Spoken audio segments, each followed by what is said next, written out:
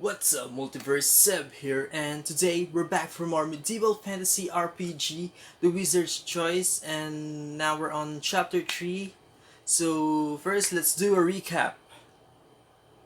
You're returning to the Temple of Aletheia after a narrow escape. Below are the last few passages from the previous book. Alethea's temple stands ahead of you. The street here is quiet. Strange. Jogger always stands at the door at this time of morning. Keep your wits sharp, wizard, Narisa whispered. The front doors of the temple stand open. Despite the concern on her face, tradition is tradition, and so she removes her boots and makes you do the same before entering. Inside, bodies are strewn about. Puddles of blood mar the otherwise perfectly white floor. Blood-drawn symbols are everywhere. On the walls, on the statues, even on the altar of Aletheia. Everything is still like a horrible painting. Narisa's mouth hangs open in disbelief for a moment, and and then she rushes over to one of the white robed bodies. Parathea, she whispers hoarsely. She then runs from body to body, checking them for signs of life. Finally, she says, I suspect it is only you and I, wizard. By Aletheia, we will make them pay for this. The two of you begin looking around the room, behind benches, behind altar, anywhere there might be survivors. Aletheia, Aletheia whips, Narisa exclaimed as she points up to the statue of the goddess. Sure enough, tears of blood trickle down her hand. Her hard, white face. Her white face.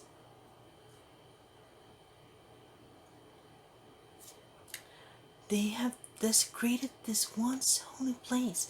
Alethea's influence has been banished. Where it was once most strong, we must search the rest of the temple for survivors, says Narisa. Just then, you notice the tips of boots poking out from underneath one of the large ornamental curtains to the side of the altar. The fabric is light, and you assume whoever is hiding in there is watching you. What do you do? Okay, decision time. Should we point this out to Marisa? Oh, I don't want to blast the curtain right away. But boots, boots. We removed our boots, so it's probably a bad guy because he or she is wearing boots. But let's just point this to Marisa. I knew it. Should have blasted the a-hole. You hurry over to Nerissa and touch her shoulder. She has tears in her eyes. You nod your head over towards the curtain. Someone hidden there, you whisper. Nerissa peers hard at the altar, her mace out and ready.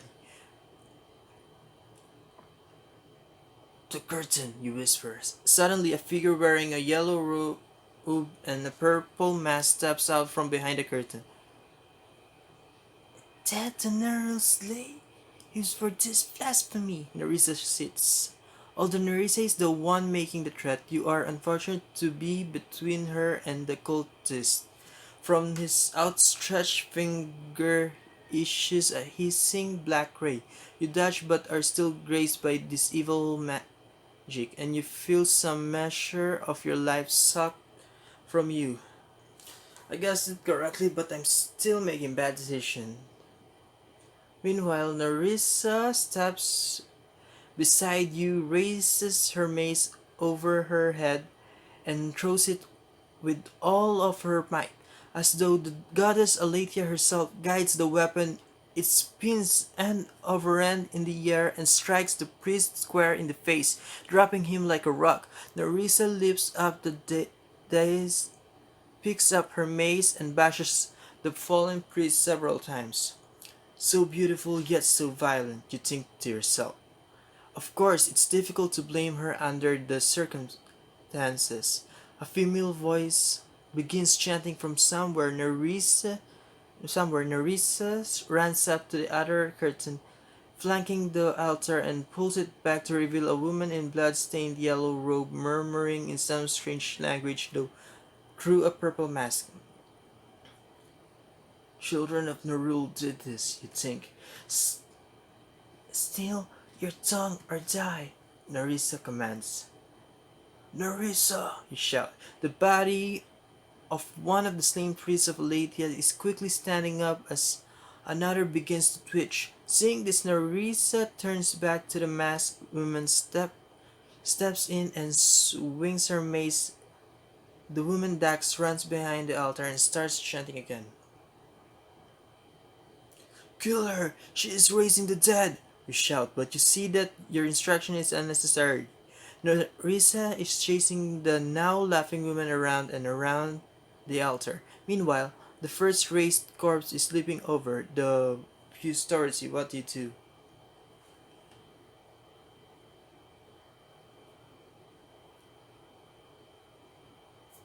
What do we do?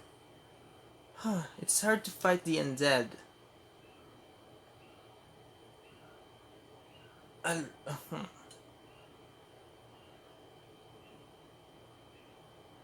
Let's help Nerissa.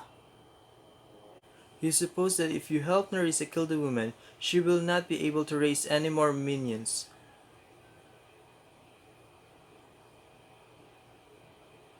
Yeah, that's what I was thinking. Because if I fight the undead, she might resurrect another one. So yeah, let's kill the source first. Don't want to burn her with. Should we burn her? Let's physically intercept the priestess. Uh, it's okay. 3 lives already? Sure, why waste the mana? You ran to the altar. The evil priestess, seeing that her runaround trick will no longer work, pauses and then makes to break off towards the onrushing zombie. Wait, I have 16 mana, so I should have. That's okay, that's okay. We might need it later. Unfortunate for her, the delay allows Nerissa to get close enough to swing. You hear a crunch as the mace bashes her, dropping her to the floor. And then the running corpse is upon you. This thing is fast. It is grabbing and scratching as it tries to bite your face. The boat fall to the ground and your head smack against the stone floor, knocking you unconscious. When you awaken, what must be a few seconds later, you see Nerissa bashing some writhing zombie on the ground. She must have already taken care of the one that attacked you while you were unconscious, because it lies motionless nearby, its head caved in. Wow, Nerissa's a badass. By the time you get up, Nerissa has finished her grisly work and has opened a door on the far wall. Likely there are more villains to slay, she exclaims. You follow her into a torch-lit hallway. Immediately, you hear distant commotion, shouts, and the clanging of metal against metal. Nerissa begins sprinting down the hall. Follow slower and more cautiously. I have not survived this long by running about like a crazed animal, you think to yourself as Nerissa sprints off ahead. Yeah, because there might be a trap, and we both might fall into the trap if we both crash in. You follow the sound of the clanging down a flight of stairs and into an oval room with a small pool of water inlaid in the center. One priest of Aletheia floats face down in the pool, and another is being hacked to death by a knight in plate mail. A second knight is fighting fiercely with Nerissa. A lightning bolt would likely work well against this armored knight, but since they are so close to your allies, you will also wear armor. You don't dare use it. Wait, let's see again. You follow the town. Blah, blah, blah, blah. A small pool of water inlaid in the center. One priest of Aledia floats face down. Okay, and another is being hacked. Ah no, the priest of Aledia. Uh huh. So then I. Okay.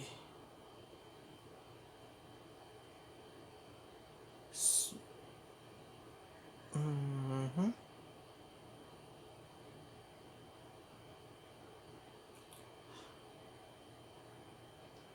I don't think illusion would work. Let's fire bolt one.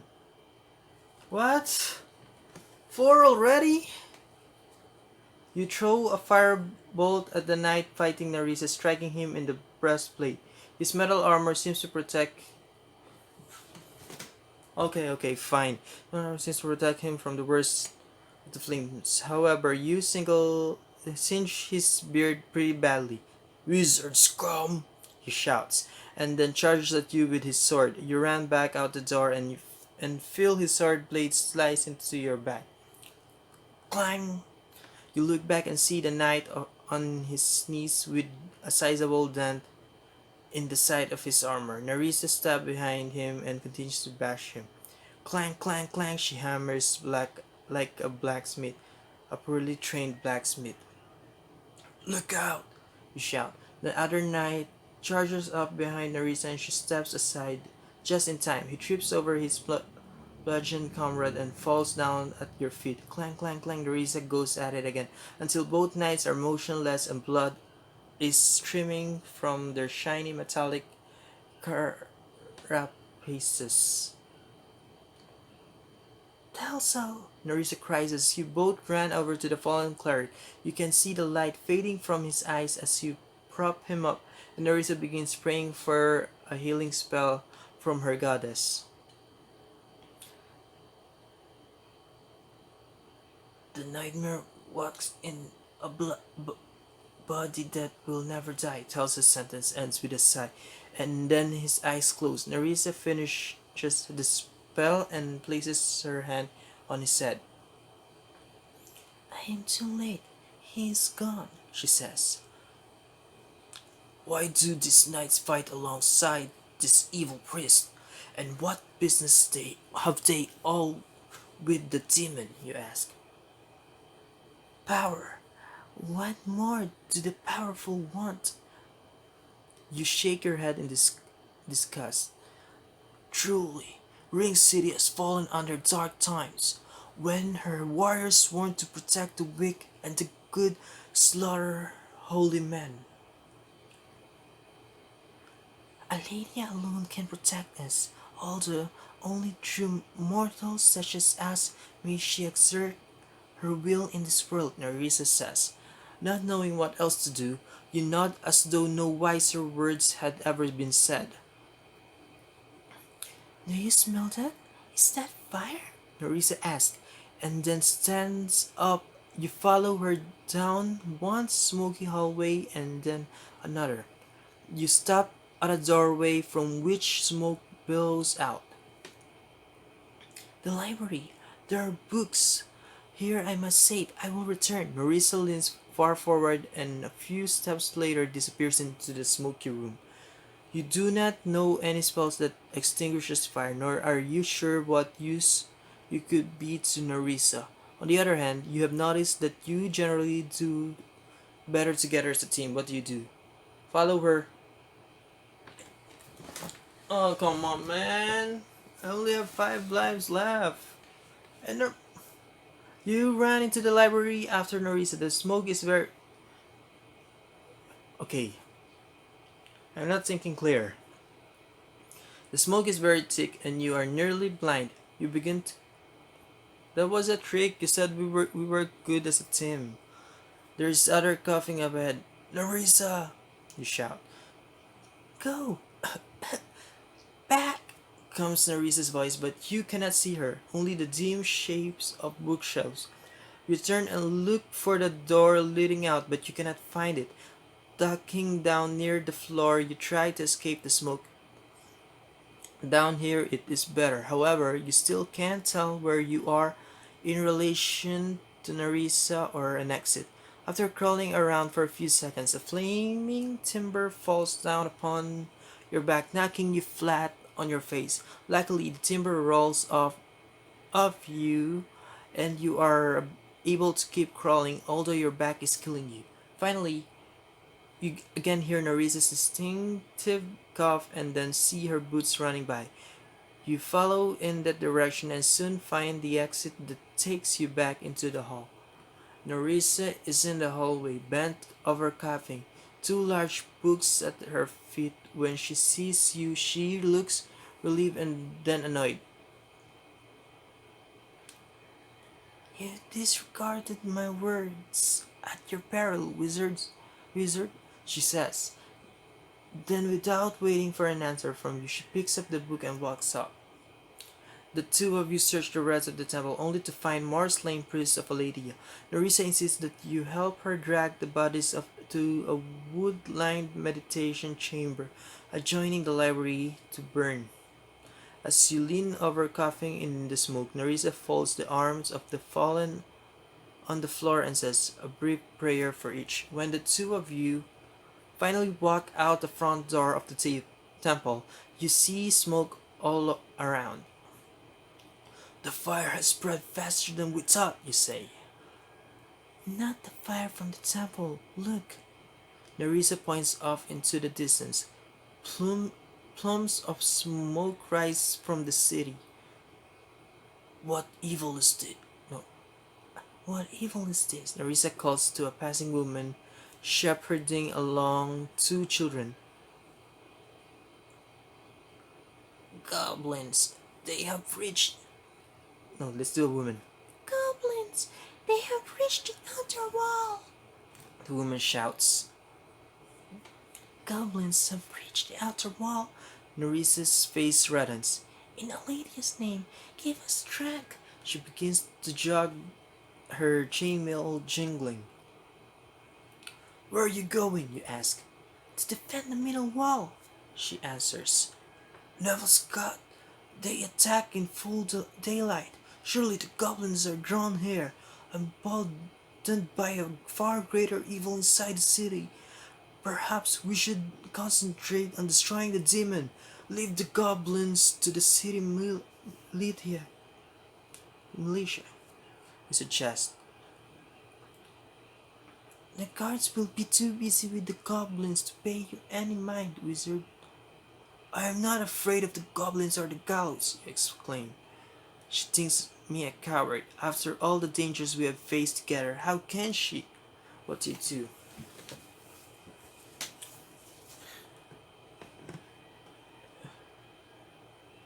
Oh no, I really don't know what to do. Because if we hunt the demon, maybe we could stop everything right away. But if we help defend the city, we might save the people and get an army to attack the evil priest.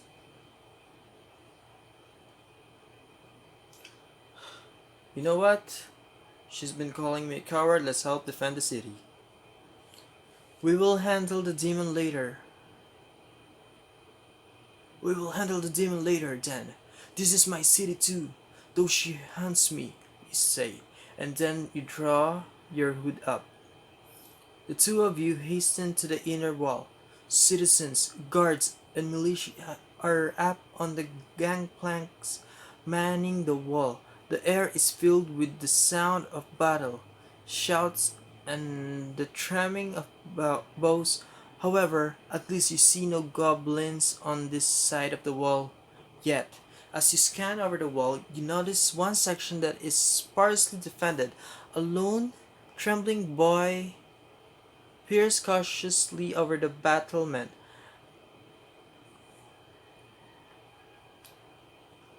"That one has a pitchfork," you say, pointing off to the boy. "I expect he could use some help." Climbing up to the battlement, you soon realize why the boy is cowering so. Arrows from below zip overhead or shatter against the stone. There are several injured nearby. Nerissa sets to work healing them as you peek over the wall. There are loads of goblins down there, little mottled green and gray beasts, jabbering and screeching. Some are peppering the walls with small arrows, while others are hiding behind the ruins of nearby burnt out buildings, their short swords and spears at the ready. "They attack from all sides! They do not stop!" gasped the boy with the pitchfork.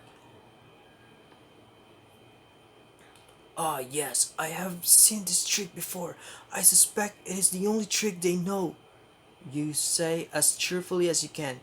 "Not long ago I was defending a wall like this, and gods, here they come." A great wave of the angry little beast surges forward with ladders and grappling hooks at the fore. They are indeed coming from all sides, but it appears there is a particularly large clump of them coming your way. In your estimation, the three of you alone are not enough to defend this section of the wall. Although other areas of the wall appear to be well defended, you do not have time to call reinforcement to your aid. You are going to have to even the odds with some spell.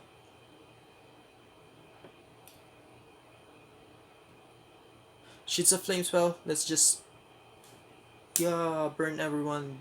Burn goblins. Ladders. The ladders clack. Is this the same magic spell we used before while we were defending? Anyway, I think it would work. The ladders clack against the stone and the goblins begin climbing. At the same time, grappling hooks fly over the wall and slide back, catching on the battlements. You begin by setting to work cutting the grappling hook ropes with your dagger. As the tide of goblins nears the top of the wall, you prepare your real defense. Oh, here are the damn goblins. And they're still climbing. Or I haven't used my magic yet. Oh, I haven't. With an arcane word, you lean over the wall and begin spouting. Wait, I need my magic wand for this. Magic wand. With an arcane word, you lean over the wall and begin spouting long gouts of fire on your hand into the attacker. Well, I didn't need hand. Attacker into the attackers. They scream in terror and pain as they fall. As a bonus, the grappling hook ropes and the ladders burned as well. You lay down more streams of fire until all the attackers are either burning heaps on the ground or running for their lives. Even the archers will retreat. "Let you bless you, wizard!" Nerissa shouts jubilantly, and then throws her arms around you and plants a wet one on your cheek. Nice one. Finally, finally, all my toil over books paid off, you laugh. The boy with the pitchfork stares at you wide open. You and Nerissa ran along the wall and helped the other defenders. Soon all the goblins are in retreat. The city defense held. "That last charge thinned their numbers. I believe our work is finished here for now," Nerissa says, smiling at you. "Come, I shall take you somewhere safe and comfortable to rest." She leads you through the streets, which are now nearly abandoned, everyone having either gone to defend the wall or to hide. You stop in front of a large brick house.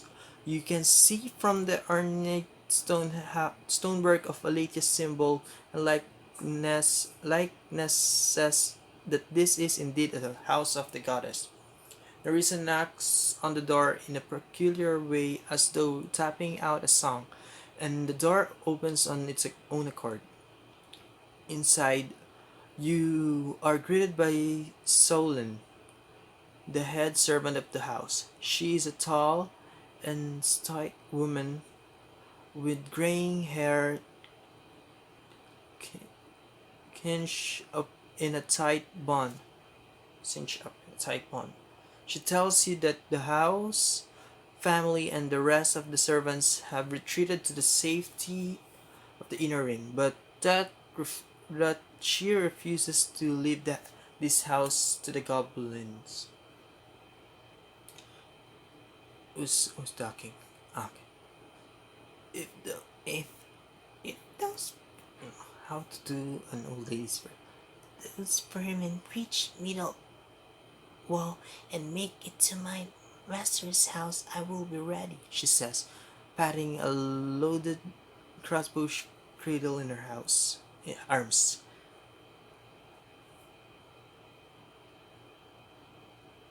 You may You may stay here and rest, of course. By the look of you, I presume you have already engaged the enemy. Solen looks between you and Nerissa. Nerissa does not answer the question, only peers up the stairway. The guest bedrooms are yours, and of course, please use the prayer room for your meditations. Solen bows. You and Nerissa thank Solon and descend the stairs and shut yourselves into one of the guest rooms. Nerissa drops the two giant books on the bed and begins paging through the larger of the two.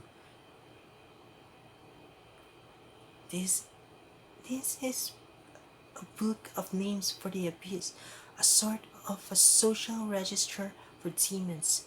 With any luck, Unruh will be in here. You peer over her shoulder. Her helmet is off and her long blonde hair is down. You can smell the smoke from the library fire mixed with her sweat. Mixed with her sweat, a strangely alluring combination. You wonder if there is any comfort you could give her, some light touch to remind her that she is not alone.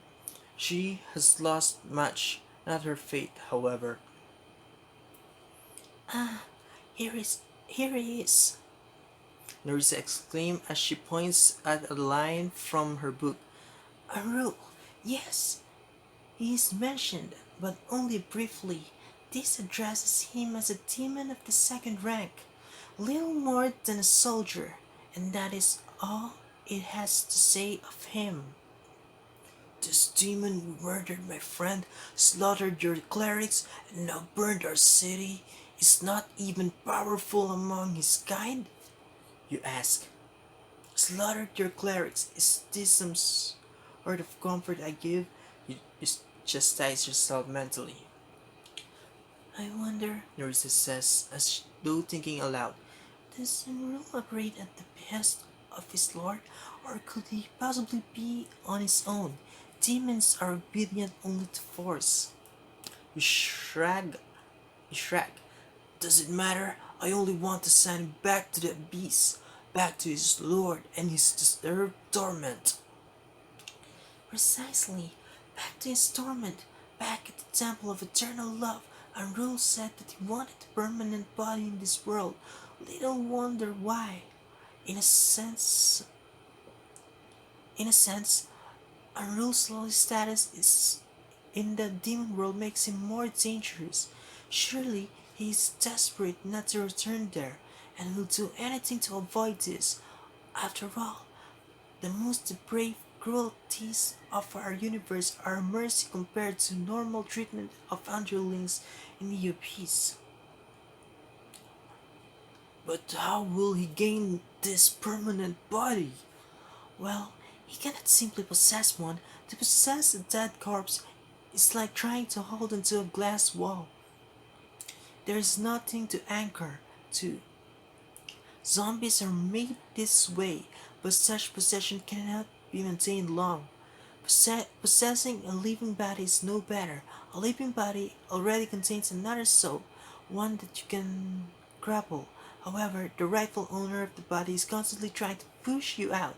As I have said before, it takes a great deal of power to hold onto a world that is not your own. As answer to your question, I do not know through what means he seeks to acquire a permanent body. Perhaps the answer is in there. She points to the other book, the one in your lap. Narisa picks up the book. Back in the Temple of Everlasting Mind, they were praying. Who's talking? Is it me? Everlasting, they paying homage to Nerul, Lord of the Undead, and from the from the fire I made sure to snatch a book on Nerul. My, such forethought and composure in a tight spot, he explained. There is a flicker of a smile before she continues. Not precisely what we seek, but here is a passage on the most mundane of undead, zombies. We're going to fight more zombies? Oh, as we saw, you let the sentence trail off. Yes, as we saw at the temple, at my temple, the corpses of the people used, of my people used, her sentence trails off too. Certainly, she feels anguish for the loss of her brothers and sisters of faith, and you want to comfort her. However, she is a cleric of Aletheia and is to be treated with respect. You would not want to offend her or her goddess.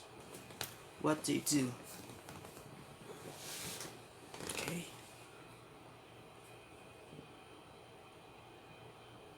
Let's just,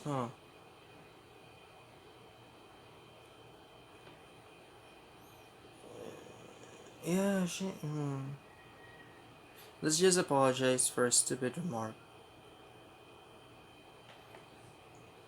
My lady, I humbly apologize for my insensitive remark.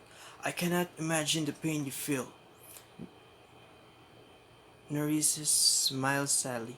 You are a good man to say this. However, you need not fear for my feelings. I am a warrior for my goddess, and I take comfort knowing that through me, she will make the guilty pay for their transgressions.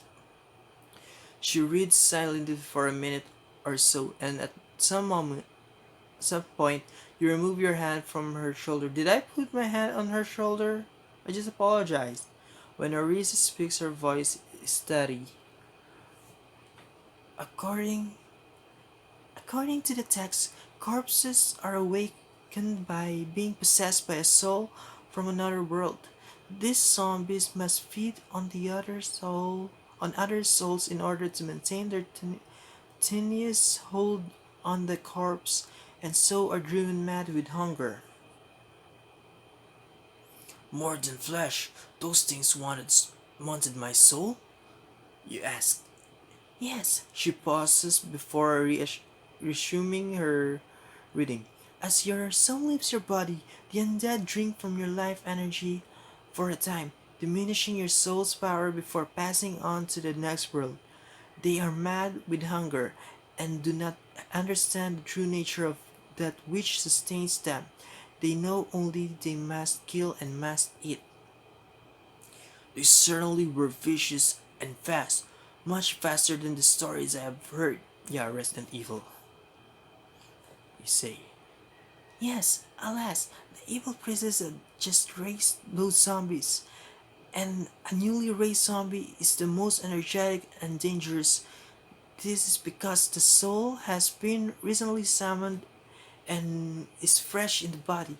Over time, without constant feeding, their soul energy slowly and painfully slips back to their home universe until eventually they vacate the corpses entirely. Narissa looks up from the book at you. The text recommends you never allow your enemy to raise the dead.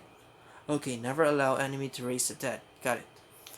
I need not a book to tell me this, you say, and you both have a laugh. Ha ha ha ha ha ha ha. Presently, Narissa says, Alas, I presume there is less obvious wisdom in these pages. Read as I pray for guidance at the shrine of this good house. She leaves you to the book. As a wizard, it is comforting to study, and you quickly lose yourself in the pages of undead arcana. Not this wizard. One interesting point that jumps out at you is that the typical necromancer who raises the dead is not safe from their monsters. A zombie or the like will seek to kill even those who animate them. Okay, we can use the zombies against them. To counter this, necromancers carry warded objects, usually unholy symbols of Nerul, to repel their own undead minions. So we can use those objects. It seems like no time has passed when Narissa returns. I must join the city defenders. Alethea has granted me more of her healing breath and has prompted me to care for the many wounded. You shall stay here and master your strength for the battles ahead. Okay. 4 mana and 4 lives. Narissa leaves. Wait. She left us. Narissa leaves you in the bedroom. As a wizard, it is important for you to rest in order to regain your spellcasting power, not to mention to recoup your strength from all the beatings you've taken on this adventure. Occasionally, you hear Solon, the head servant, walking about, moving something or the like. At some point, she brings you a bowl of soup and bread, which you greedily devour. Now that you are in no immediate danger, you realize how long it has been since you have eaten. Really, it was at the inn where you had your victory feast with Reginald and Saiba. Yeah, it's been a while. Now, that seems like a very long time ago indeed. What happened to Saiba? Kinda miss her. You awaken from a nightmare. The sun has since gone down and you are alone, lying in the bed of the guest bedroom, the book of the undead open next to you. Oh yeah, she's being... Yeah, I remember last episode. Despite being awake, you cannot shake a feeling of dread. The house is silent except for a foreign scratching noise. No doubt it is only Sullen, the servant. Although, if it is the goblins, I best find out and make an escape, you think as you get out of the bed to investigate.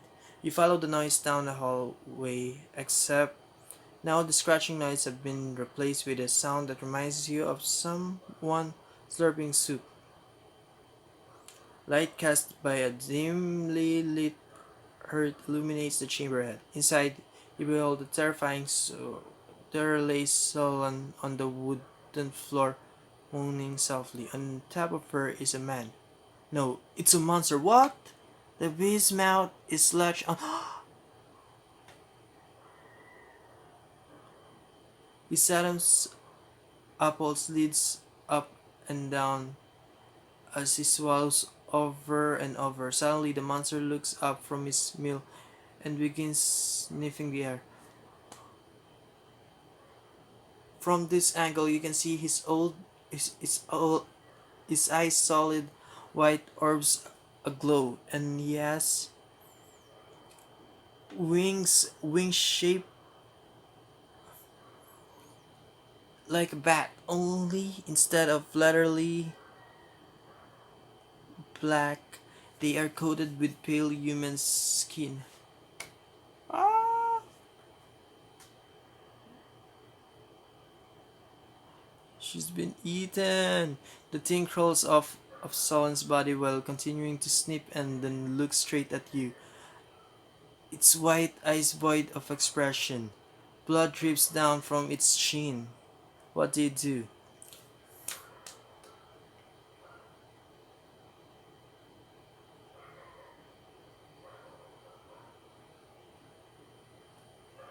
Firebolt. Seriously, how did that? As you prepare to cast the spell, the monster launches into the air at you, objects flying everywhere from the wind generated by its tree wings. You throw your. I've just regained some life points, and now you're increasing it by 3. Generated by its mighty wings, you throw yourself to the side just to her should have escaped. However, he rakes his long iron-haired nails over your back. You feel warm blood pooling under your now torn cloak. On the ground, you roll and cast your spell just as the thing launches itself at you again. Your firebolt strikes it squarely in the torso, setting it aflame. It plunges to the floor and does a roll, extinguishing the the Brady evocations merely annoy me, mortal fool. it says with a fanged smirk. You decide to take his word for it. Oh, I should have run. You have a strong urge to run out of the house. On the other hand, the exit is downstairs and at the end of a long hallway. Alternatively, the shrine of Lydia, which Nerissa prayed at earlier, is much closer. Perhaps the aura of the goddess would repel or we can run for the shrine. You are not sure what this thing is, however, it is most certainly evil, and you hope the shrine will offer some protection. As you run from the room, you hear a screech like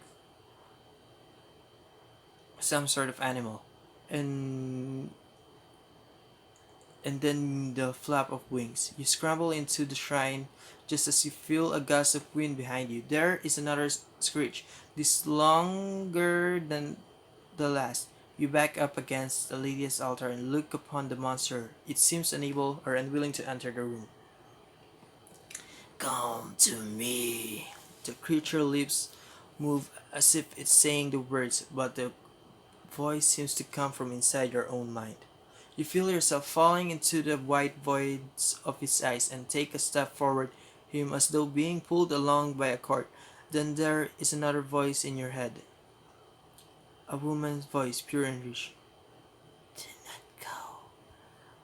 Do not go to him, She says. You lean back against the altar and shake your head as though breaking a spell. The monster lifts his lips in a snarl, revealing long white fangs. He puts up his hand and appears to push against an invisible wall. If you were living in the modern world, this might appear like the antics of a mime, and perhaps strike you as funny. Unfortunately, you lack this perspective, and you are not at all amused. Oh, I won't find it funny even if I live in this time, even if I know mimes. That shit is crazy. You retreat to the side of the altar and notice tears of blood beginning to form on the statue of Aletheia. No, please do not weep. You plead as much to yourself as to the goddess. What do you do? Wait, is... No, fire... Bolt of fire doesn't work.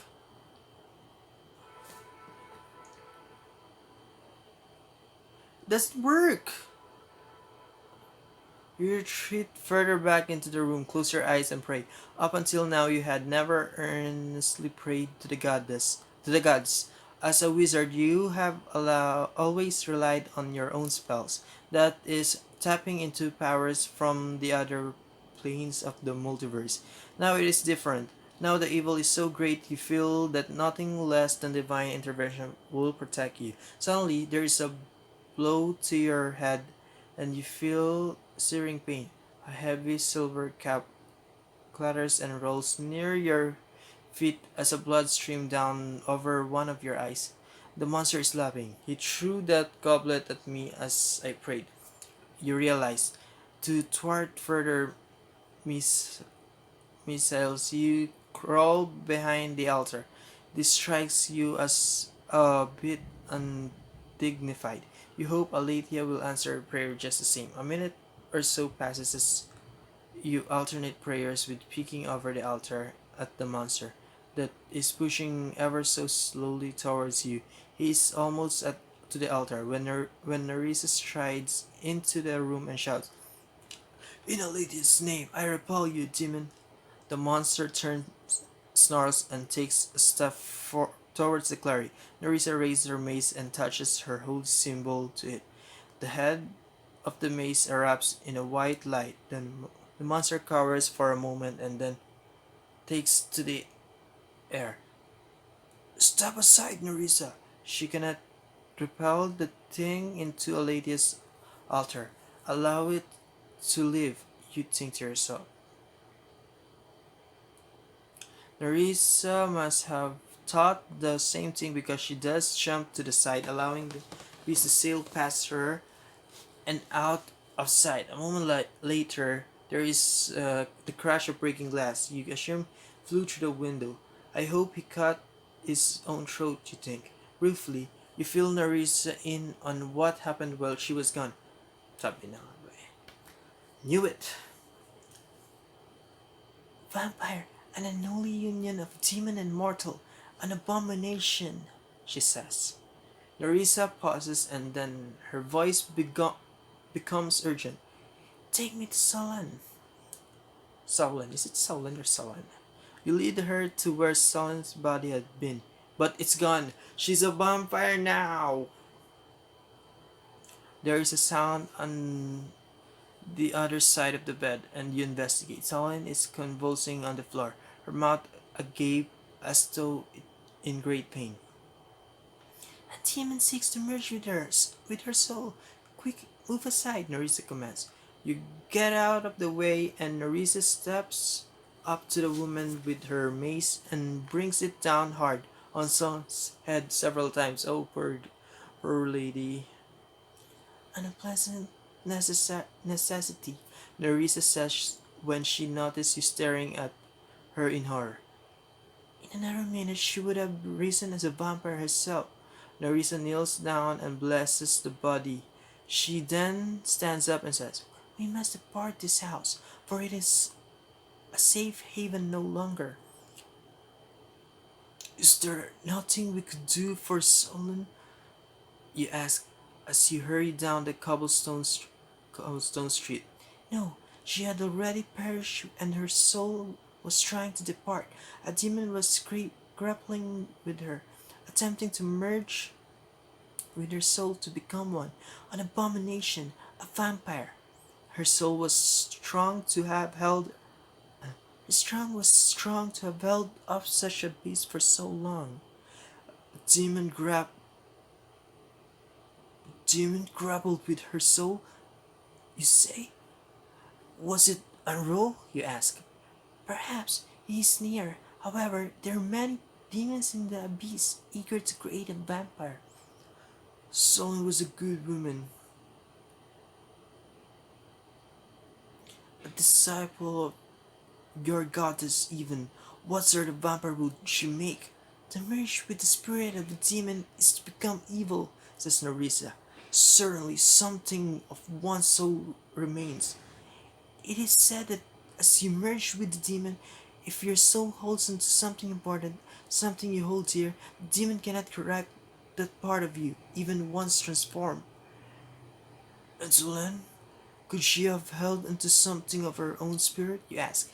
If you are asking whether I should have allowed Solon to become a vampire in the hopes of her soul persisting, then I can say with certainty, no.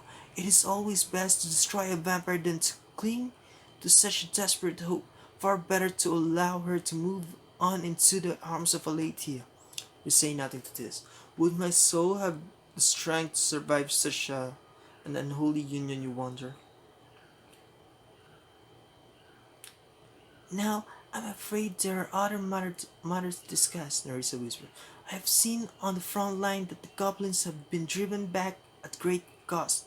Nevertheless, evil continues to seep into the city, people acting as they should not.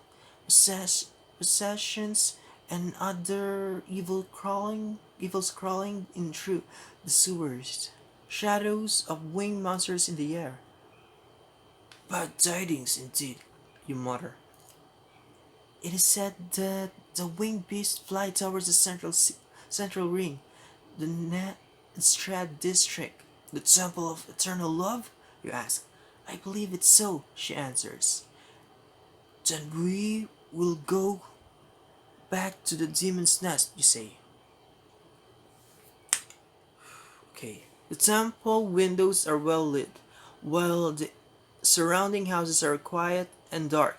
You and Narisa have broken into one of these houses, an abandoned one, using your magical master key. Now the two of you sit side by side, your faces nearly pressed against the glass of a window overlooking the temple, as you have been staking out the temple. So you have been staking out the temple, a rather tedious activity.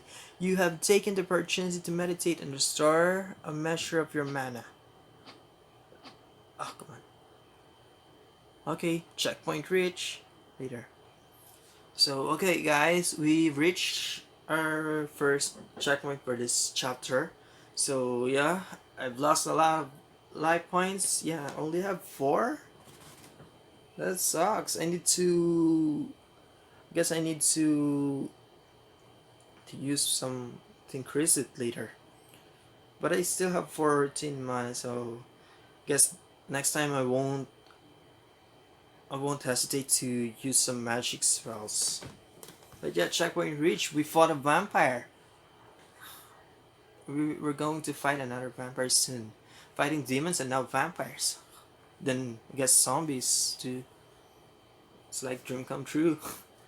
So anyway, yeah.